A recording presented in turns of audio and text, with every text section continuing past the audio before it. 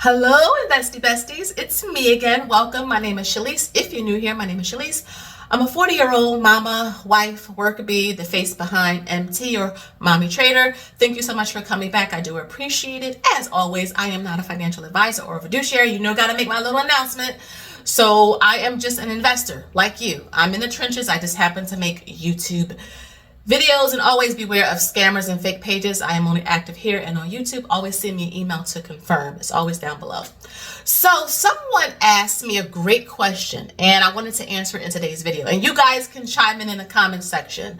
How would I invest $10,000 in the stock market today, knowing what's available, knowing what's accessible, things like that? So I thought this was a great question because when I first started investing, like for real, 10 years ago, that's like our official start date, my husband and I, the investing world was a bit different then than it is now.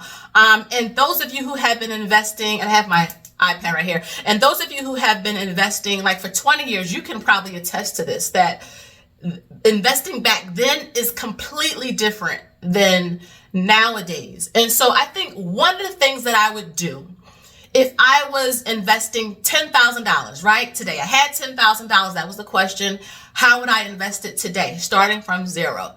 Before I invested anything, especially nowadays, I would definitely make sure I educate myself. The reason why is because, you know, the internet is so big nowadays. So there's a lot of different resources. There's a lot of different perspectives in your ear. And so sometimes you may, you know, be kind of all over the place and you don't have a strategy. And so that would be one of the first things that I would do is find a reputable resource. I would definitely try to read a book just so that I can get some of the psychological aspect, like the psychology of money, just so that I know what to expect mentally as I'm approaching the stock market. Because again, nowadays, people confuse trading and investing. And just a side note, trading is when you're kind of in and out of securities. It could be multiple times a day. It could be weekly. It could be monthly, things like that. But when you are investing, 99.999% of investors buy and hold for years. Now, of course, you can sell your stocks if something changes with the company, right? This is a business. It's not personal. We sell when things like that happen. But generally, we are buying and holding for years. That's the difference, right? And so I would definitely try to make sure I understand mentally how to approach the stock market. I would definitely look up and watch a bunch of interviews by Warren Buffett. I would definitely go onto YouTube. There's tons of free resources on YouTube from Fidelity and Vanguard. There's even channels like myself, because I think it's great to see regular folks investing with you, like you guys are investing together. You don't have to invest in the same thing, but to me, it's motivating when I see people like Dee investing or Nija investing, Lisa, you know, some of my other friends here on the internet, like just it's motivating, right? When you see that. So that's something that I would do. So once I did that, I would keep it simple. One of the things I did not do when I first started investing 10 years ago is I did not keep it simple. I was so excited. I was just like, okay, I'm gonna get this stock and this stock and this stock.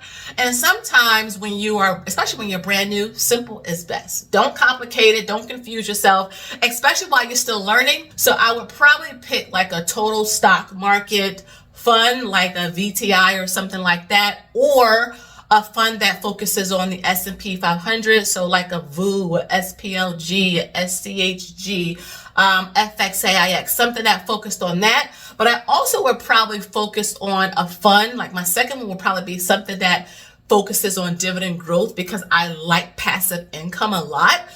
So like pair it with like an SCHD, an SCHD. I'm getting those two confused. SCHD, that's the Charles Schwab top 100 dividend ETF. So I would either pair it with that or a DGRO, right? And we own actually both those. Actually own everything that I'm talking about except for VOO. Yeah. And then what I would do in terms of how I would invest it. So I get this question often. Lump sum versus dollar cost averaging. I'm just a DCA girl. I think because with the lump sum, I'll constantly be questioning myself. Like, is this the right time or is this the right time? And I feel like with dollar cost averaging, like I'll get it regardless when it all averages out. I'm just not good at making a decision in terms of like put it all in at once. That's just me though. I can't say that about everyone else, but that's just me. I just have a hard time making a decision like that. So I would probably, that $10,000, break it up over the span of a quarter. So I would probably do like $3,333 every month for a quarter and just do it that way. But that's just me personally. I just wouldn't throw it all in. In terms of the account type that I would put this $10,000 in, I would definitely try to do the Roth IRA. Remember, there's contribution limits for that, especially going into 2025. And side note, did you guys know that the Roth IRA contribution limits are not going up for 2025? So for this year, 2024, it's $7,000. For 2025, it's $7,000 as well. So I just thought that was interesting. Like wow, they didn't even increase the contribution limits for next year. But I would definitely max that out, and then the remaining money left, so the $3,000, probably put it in a taxable account. That way I can access it. It's a little bit more liquid. So those are the two accounts that I would take advantage of, is the Roth IRA and max it out at the $7,000. And then the remaining $3,000 of that 10, put it in a taxable account. How would you guys do it? Like if this question was asked to you, how would you approach the market if you were a beginner today? What would you invest in, and which account would you use? That's like a whole lot in those three things. But I think it was a fun question, and it made me think like, wow, I've been investing for a whole decade now. So the market is definitely a little bit different, and it just made me think more of those of you who are doing the $1 a day investing challenge. I'm also investing $10 every week into SCHG.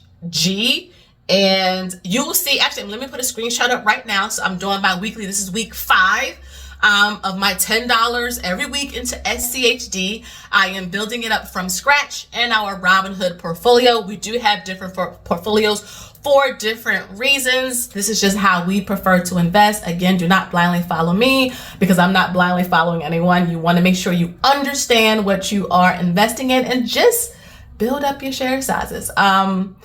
But yeah, so that $10 weekly SCHD contribution you saw up on your screen, week 5. I can't believe it's like 5 weeks now since we've been doing this, but that's how quick time goes by, right? Thanksgiving is in 2 weeks almost. So we're just going to continue to dollar cost average and keep it moving. But this was a question that I asked my daughter, because again, she's 18. She's actually, her Fidelity teen account, and I've talked about that on this channel before. I had made a video talking about investing for kids. Her Fidelity teen account has now been transferred to a brokerage account because she's now 18. They say, Mommy, you can't manage it anymore. She has to.